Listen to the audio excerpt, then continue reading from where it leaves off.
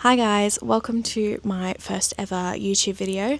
I thought in celebration of reaching 10,000 followers on Instagram, I would do a little bit of a Q&A, just answering a few of my most common questions that I get asked. And I just wanted to say a big thank you to everyone who follows me. I really appreciate the support, and yeah. So probably the first question that I get asked constantly is, I can't remember.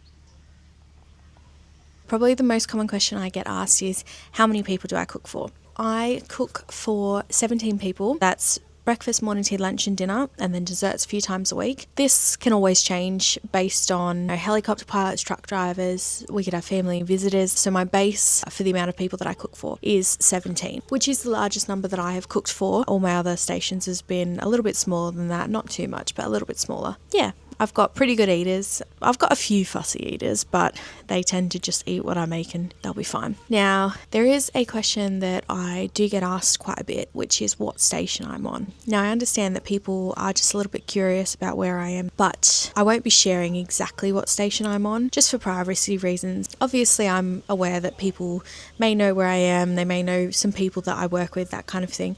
That's absolutely fine, but I'm just not sharing directly what station I'm on. Another question is, how far are we from town?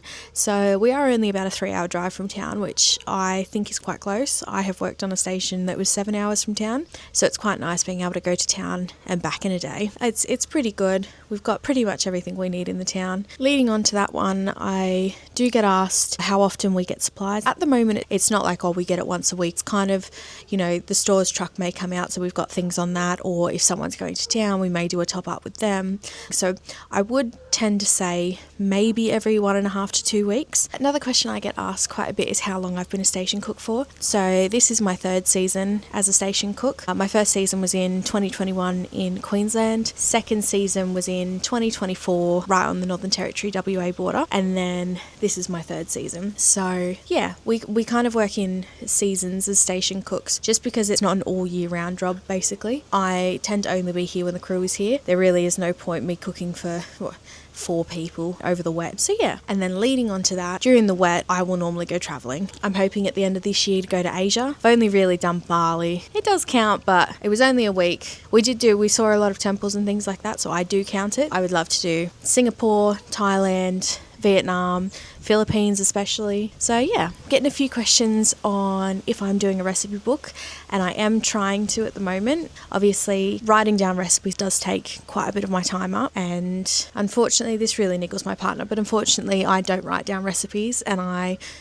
tend to eyeball quantities, spending the time when I'm making things actually writing down what I'm doing, maybe weighing flour out or things like that. It does take a bit of time. I am trying to get one done for you guys, so hopefully in the next couple months something might be released, which is very exciting.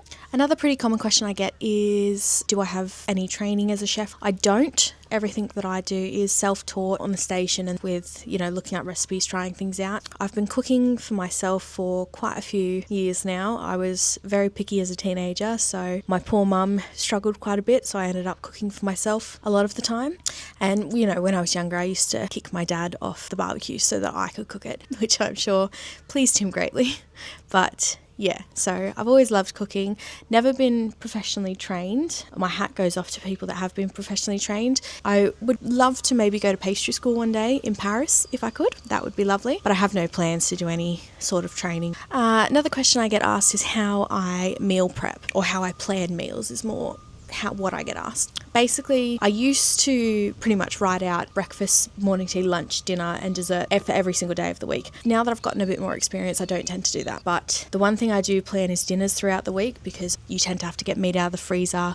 You've got to do quite a bit of prep for dinners. But things like breakfast, I tend to decide the day before. And then morning tea, it really depends on what leftovers I've got, how many of the crew are going to be here. Depends on what ingredients I have at the moment. One thing on a cattle station, you hate food waste. You don't really have the budget for it, and you've got to use the things that you've got. So yeah, that kind of depends on what I cook for morning tea. Lunches, again, depends on leftovers, and then I tend to just do a grab and go box for lunch. The crew I've got now, they're not really big lunch eaters. They're breakfast eaters, morning tea eaters. They tend to not have lunch very often, and then they're big dinner eaters. I tend to just make sure that I've got grab and go sandwiches, wraps and stuff in the fridge for them for lunch. But again, that will just depend on leftovers, like if I've got leftover steaks, leftover sausages or bacon from breakfast, that kind of thing. Another thing is, what are my working hours? So I am definitely a morning person. I think I'm much more productive in the morning. I tend to work all the way through to lunch, and then I take my break in the afternoon and go back to work at about 4 o'clock, depending on what I'm cooking and what I've got to prep. My days can vary. I'm not going to lie, station cooking, you do long hours. Personally, any station job you do, it's long hours. You know that's what you're doing when you sign up for it though. This is not a revelation to anyone who comes to a station. You do work hard. But I find some stations structure when you take your break. I'm very lucky with the station that I'm on that I will decide when my breaks are. You know, as long as the crew has food, as long as the kitchen's clean, all that kind of stuff, that pretty much just determines when I take a break. But yeah, so I'm usually afternoon breaker. I'll go on break probably between 12:30 and 1 and then won't come back until 4. So that gives me a nice little rest. I tend to have a nap. I am a napper. I never really put a number on how many hours I actually work because it just differs every single day, depending on what I do, depending on what I prep. And then my routine also depends on other factors. So I've got my base routine, and then it also depends on a store's being delivered that day. Do I need to wash tea towels for that day? Kinds of things. So that you kind of have to work into your routine.